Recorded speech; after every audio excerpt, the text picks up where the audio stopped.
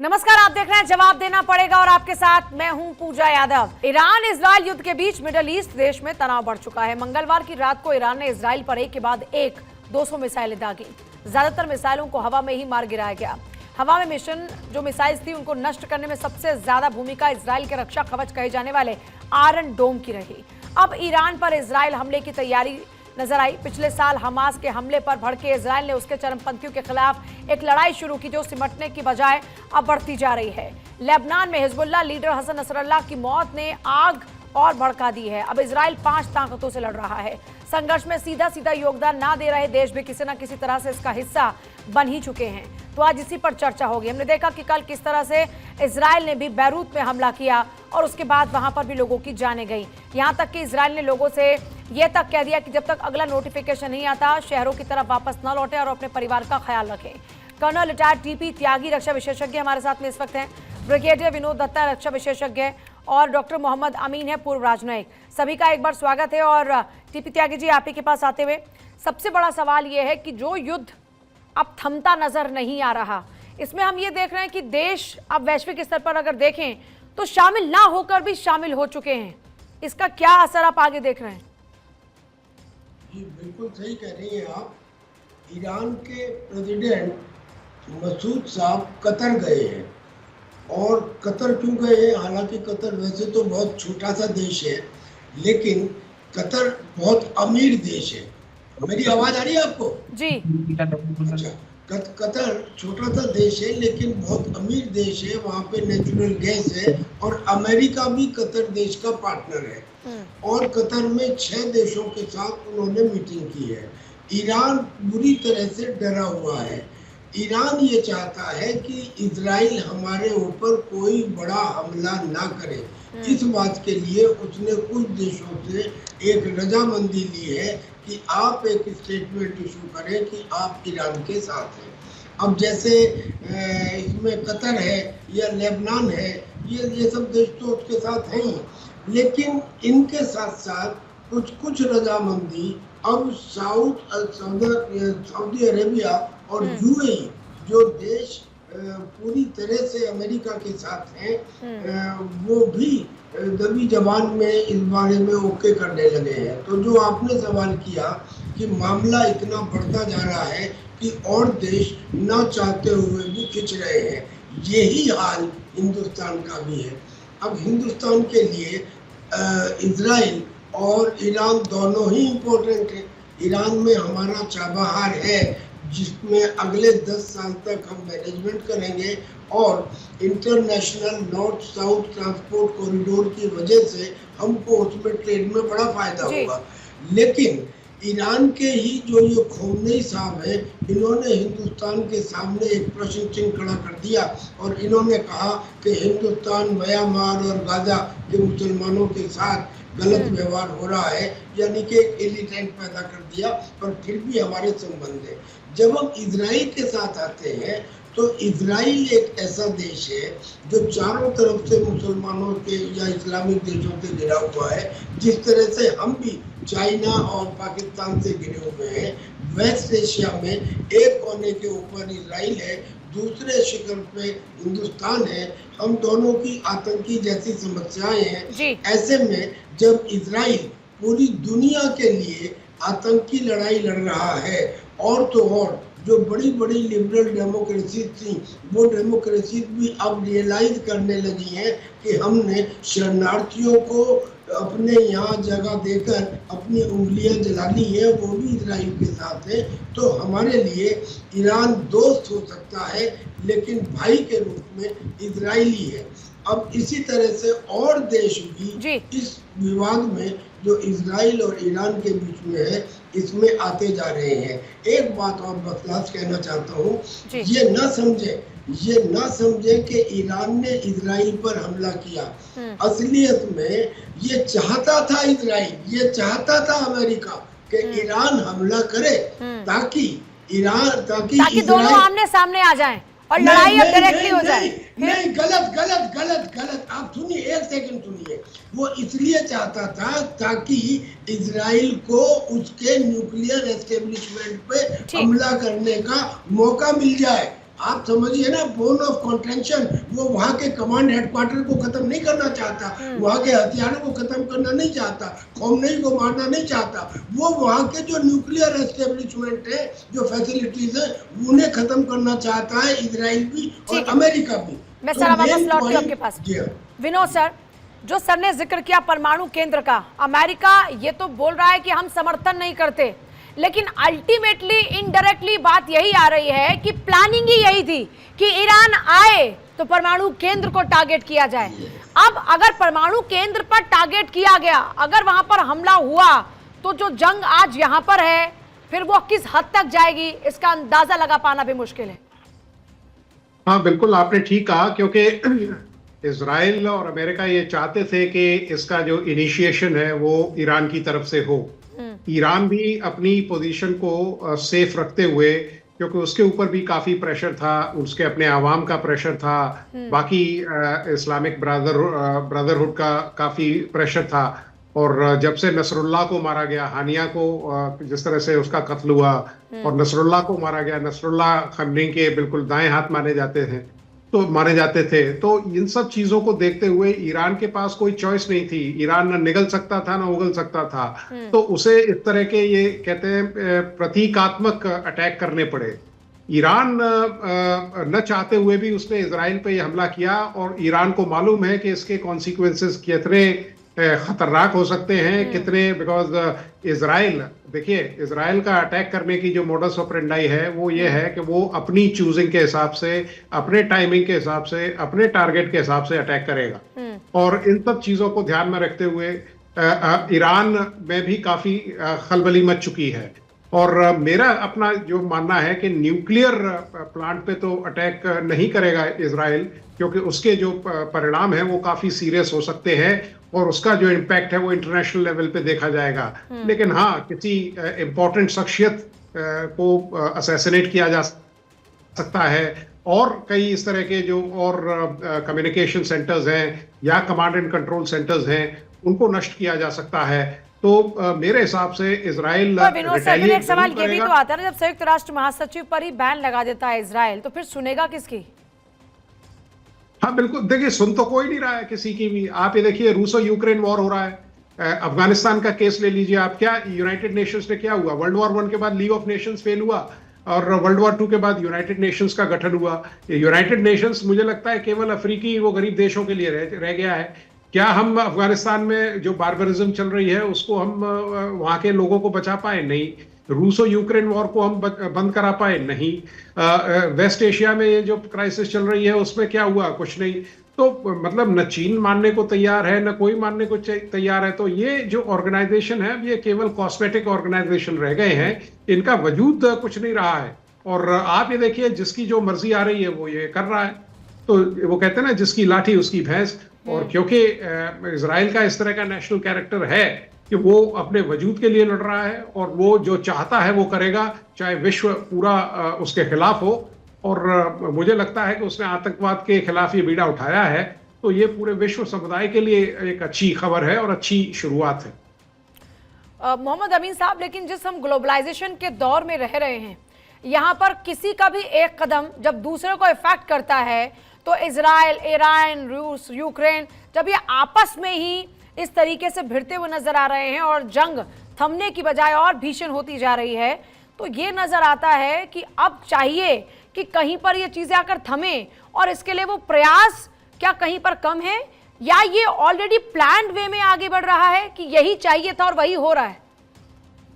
देखिए, आपकी बात बिल्कुल सही है पूजा जी। ये जो प्लान था इनका, अमेरिकन का, वो वही हो रहा है। अमेरिकन चाह ही रहे थे कि हमें दबाना है, ईरान को भी दबाना है, हमें रशिया को भी दबाना है, हमें चाइना को भी दबाना है। तो ये वही प्लान है, उसी प्लान के तहत काम हो रहा है। आप देखिएगा कि जब अफगानिस्तान की बात हो रही थी, उस समय अफगानिस्तान का बहाना लेके ये यूएस ने जो थे अपने बेस डेवलप किए, एयर बेस डेवलप किए। आप देखिए, कतर को उन्होंने हब बनाया, सऊदी अरब में बनाया, इराक में बनाया, इजराइल में बनाया, यूएई में बनाया और कुवैत में बनाया। और हर जगह ये हवा दिखाया कि तुम्हारे को हम बचाने के लिए आ जाएंगे, तो हमें बचाने के लिए बहुत दूर है, तो हमें फेस चाहिए। बल्कि आपको मैं बताऊं, ये उस वक्त इंडिया से भी आग्रह किया गया कि आप ऐसा करिए कि हमें जो है तो अफगानिस्तान में लड़ाई के लिए हमें जो है एक बेस दे दीजिए, सिर्फ हमारे एयरक्राफ्ट यहाँ पे रिफ्यूलिंग करेंगे। लेकिन भारत सरकार ने इसको मना कर दिया कि हम कोई रिफ्यूलिंग के लिए आपको कोई सेंटर नहीं देंगे और उनको यहाँ नहीं डाला।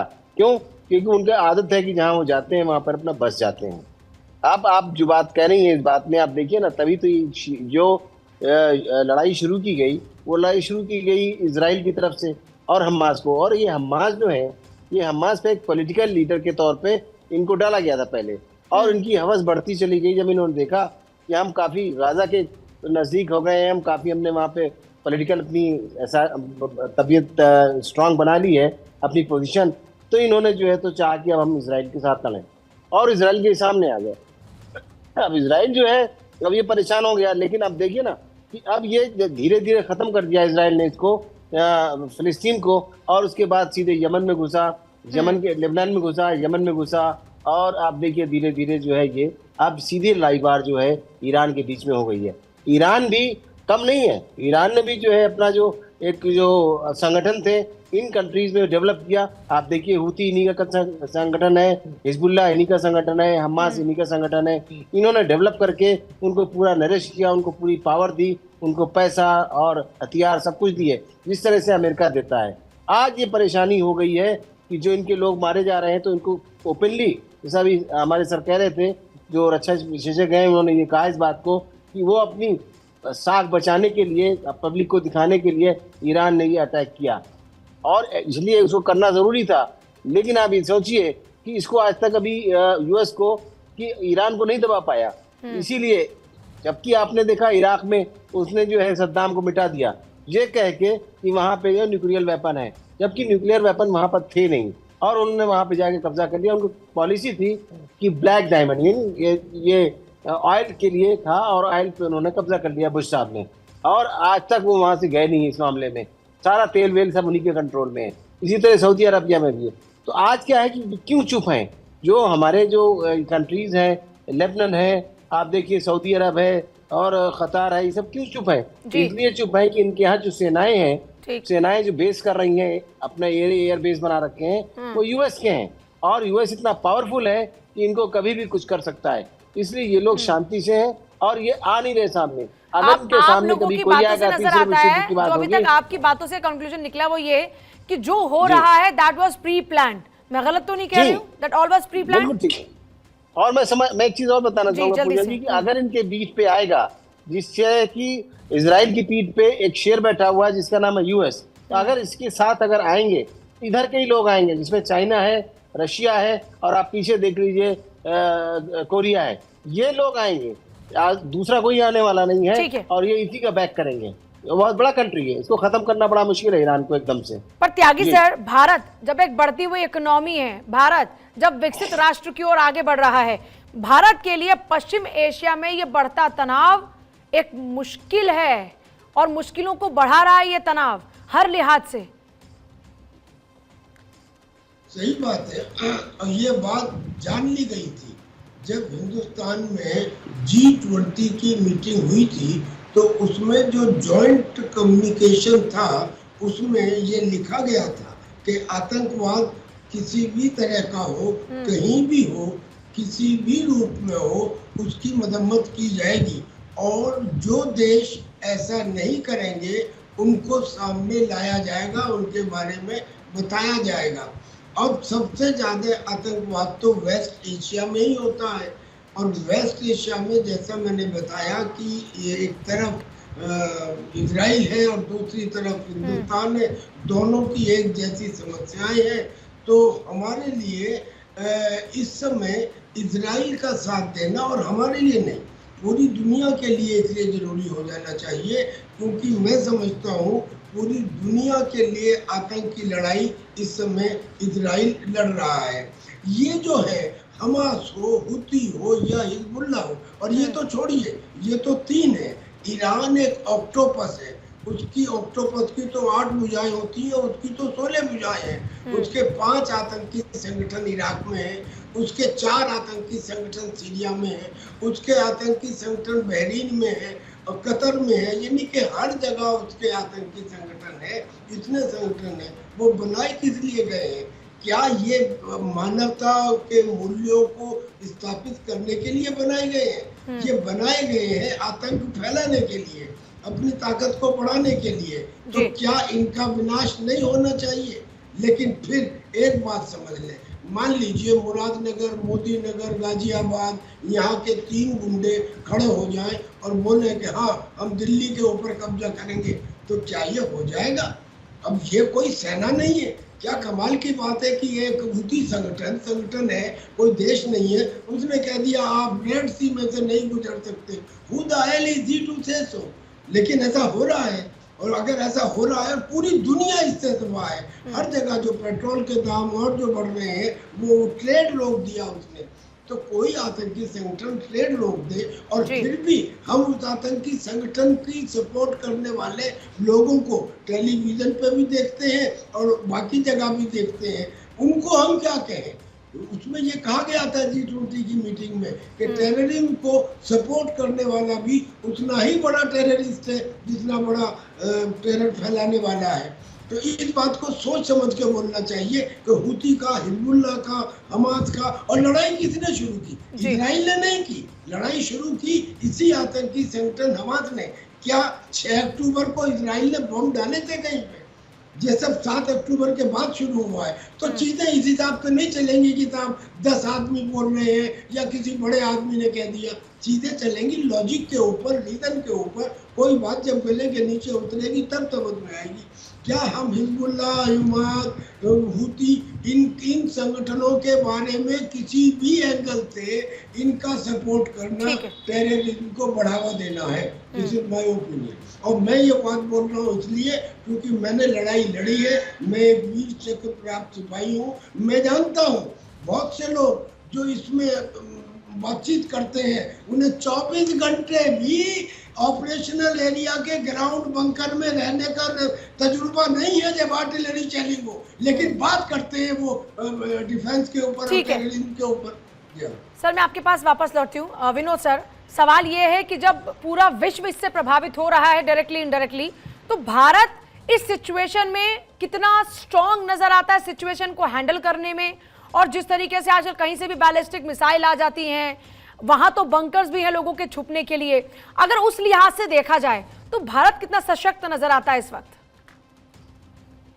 देखिए, रही बात भारत की, भारत का जो स्टेटस और स्टेचर है वो दोनों काफी अच्छे हैं और सुदृढ़ हैं, लेकिन भारत इस पोजीशन में नहीं है कि वो इस तरह के नेगोशिएशंस को स्टीयर कर सके या इस तरह की कोई पीस जो पैकेज है उसको इनिशिएट कर सके और दोनों जो पार्टी हैं या जो बेलिगरेंट स्टेट्स हैं वो इसको मान लें।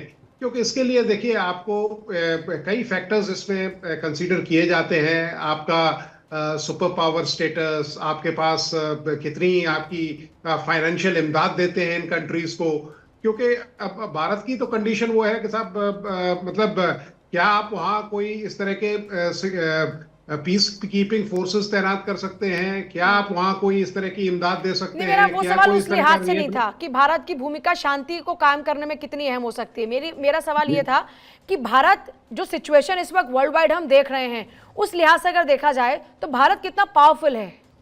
नहीं, पावरफुल है। मैंने शुरुआत में कहा कि भारत का जो स्टेटस और स्टेचर है वो दोनों काफी एक प्रोमिनेंट और एक कद्दावर देश की तरह है। भारत की बात सुनी जाती है, लेकिन मैंने ये बताया कि देखिए जब भी आप इस तरह के किसी से, क्योंकि हमारा जो इन्वॉल्वमेंट होगा, क्योंकि रूसो यूक्रेन वॉर में भी आपने देखा कि लोग कह रहे थे कि साहब Bharat can act as a negotiator, लेकिन उन सब चीजों के लिए देखिए अगर भारत की तरफ इस तरह का कोई हमला या ये होता है तो भारत सक्षम है, उसको डिफेंड करेगा। लेकिन भारत इस पोजीशन में नहीं है कि वो किसी और देश में जाके इसमें इनको नेगोशिएटिंग टेबल तक ले आ सके। यस, दुनिया में हमारा एक अपना स्थान है और हम न्यूट्रल हैं, हम नॉन अलाइंड हैं, तो लोग हमारी बात सुनते हैं और लीडरशिप हमारी बड़ी अच्छी है। और खासकर एक्सटर्नल अफेयर्स मिनिस्टर हैं वो काफी सुलझे हुए और मजे हुए डिप्लोमेट। और अमीन साहब, बड़ी बात यह है कि जिस तरीके से हम लगातार देख रहे हैं भारत मेक इन इंडिया के जरिए अब आगे बढ़ रहा है, आत्मनिर्भरता इस क्षेत्र की बात करते हैं, खासतौर पर रक्षा क्षेत्र की, तो उस दिशा में आत्मनिर्भरता की ओर बढ़ते भारत की जो कदम है या जो रफ्तार है वो इस वक्त बेहद जरूरी भी है। देखिए पूजा जी, जहाँ तक सवाल है हमारे देश का, हमारा देश न सन 62 और 65 का नहीं है। आज देखिए कि उसने चीन को कितना मुंह तोड़ जवाब दिया है, और ये चीन समझ गया इस बात को कि हिंदुस्तान बहुत तगड़ा है इस वक्त हर मामले में, सुपर पावर की तरह से। आप देखिए कहीं भी, चाहे ऑमनेशन की बात करिए, चाहे टेक्नोलॉजी की बात करिए, चाहे फाइनेंशियल पोजीशन की बात करिए, आज हम वर्ल्ड में 3rd नंबर पे अप्रोच करने जा रहे हैं। अमेरिका और चाइना के बाद इंडिया का नंबर होगा, और ये सारा क्रेडिट जो है हमारे देश के प्रधानमंत्री को जाता है, नरेंद्र मोदी जी को, जिन्होंने कि अभी G20 भी सक्सेसफुल की, और अभी भी गए थे, मिल के आए हैं लोगों से। ऐसा नहीं किसी से ना मिले हो, सबसे मिले, सबसे बात की है, और आज इस स्थिति में है। मैं विनोद जी की इस बात से बिल्कुल एग्री नहीं करूंगा कि स्थिति नहीं है। हमारे देश की स्थिति है, जिसके देखिए कि हमारे रक्षा सलाहकार रशिया गए थे और उनके हेड ऑफ द स्टेट से मिल के आए हैं और अपनी भूमिका तैयार करके आए हैं। और हमारे पास एक अच्छा कैरियर डिप्लोमेट है, एस जयशंकर साहब, विदेश मंत्री, जिनका जीवन सारा डिप्लोमेसी में बीता, और वो हमारे देश के विदेश मंत्री हैं। उन्होंने इतना अच्छा किया है कि सारा जो प्लेटफॉर्म तैयार किया, उसमें मोदी जी को मूवमेंट करने में कोई दिक्कत नहीं, कहीं छक्के और चौके मारते हैं, हर जगह सक्सेस लेके आते हैं। अब वक्त नहीं है सर आगे इजाजत का। बहुत शुक्रिया आप तीनों का, बहुत शुक्रिया सर चर्चा में शामिल होने के लिए और बारीकी से हर पहलू पर बात करने के लिए।